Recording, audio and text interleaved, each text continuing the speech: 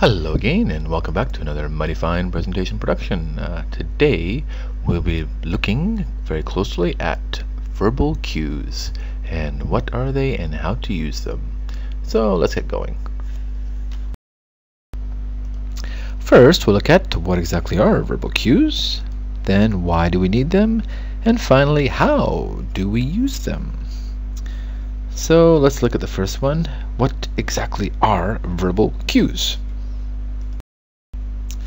Well, verbal cues are short phrases used to help the audience follow your presentation and make it a lot easier to understand. So let's look at some examples, some phrases that you can use.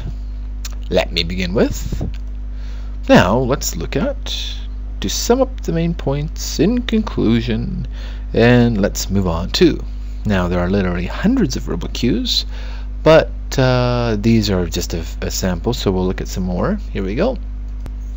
Let's look at the second point. Why should I use them? Why should we use them? Well, we need them to help the audience follow our ideas. Without them, audience will find it very difficult to know when your presentation actually starts, when it ends, and what information belongs to which point. So just a few examples to make it really logical for the audience. Starting your presentation. Let's begin with. It's a very common one. Maybe some of you can guess. Let me start with. With these, people know you are starting your presentation. To end the point.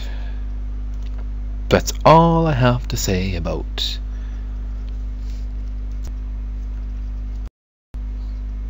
And some others. To start your next point, let's move on to, now let's look at, and bringing your presentation to a close. Number 4, finishing your presentation. That brings me to the end of my presentation. And there are a few stages in the end, your summary, your conclusion, and your Q&A. So let's look at a few phrases that you can use in the final stages.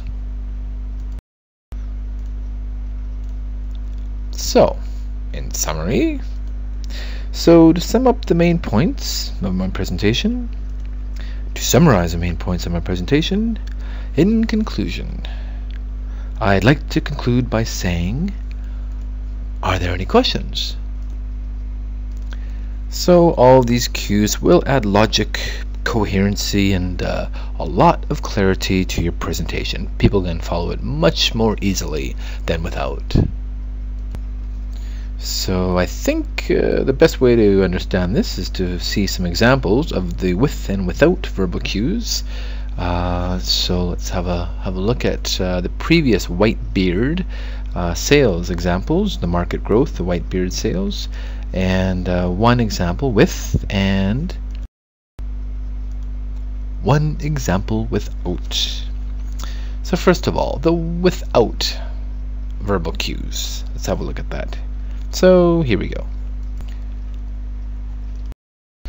So good afternoon, my name is Ken, and today I will be talking about the Whitebeard market growth versus sales. I have 3 points to my presentation. My first point, market growth, sales history, what can we do about it? So here you can see the seasonal standards, they are increasing, and here you can see that our sales are not increasing. So what can we do about it?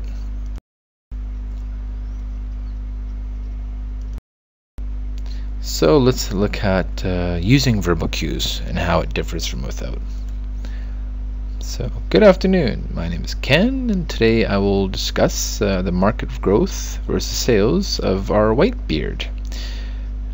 So I will divide my presentation into 3 parts. My first point will be market growth.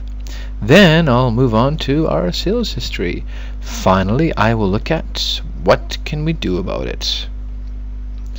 So by the end of my presentation, you will have a good understanding of what our sales position is and what the future lies in store for us. Alright, so let's move on to my first point. Let's begin with market growth. So as you can see here, the seasonal Santas are growing rapidly.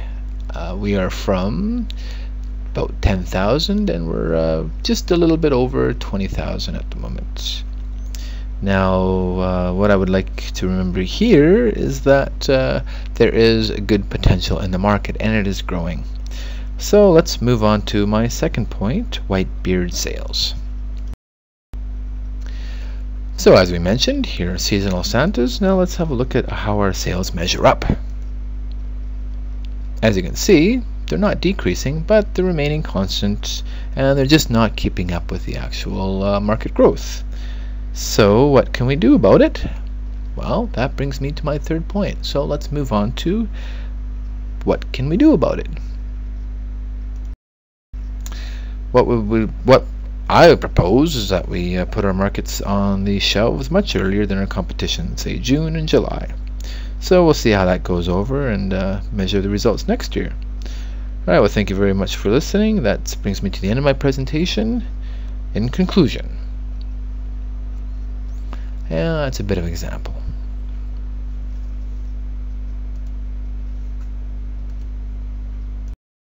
So, as we saw before, that just these tips from this presentation will help, definitely, but use them with the other 9 and you will have even more dynamic and memorable presentations.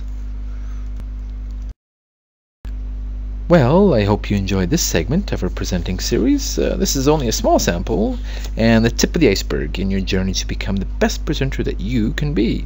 So be sure to go to mightyfinepresentation.com and sign up to receive more free information, some ebooks coming up, and some details on our training and mentoring programs. So thank you again for joining us today. Have a good one. Bye-bye.